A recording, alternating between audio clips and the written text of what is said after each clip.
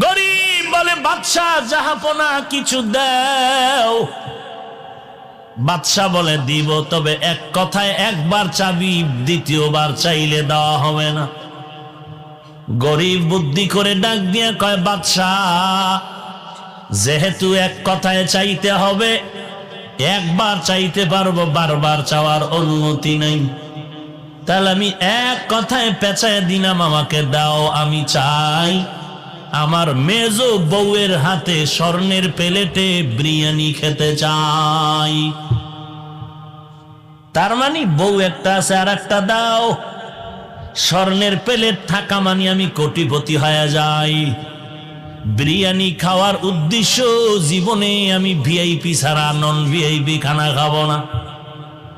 এক কথায় জানায় দিলেন আল্লাহ, আমি আল্লাহর কাছে যত সাহায্য চাবি, টাকা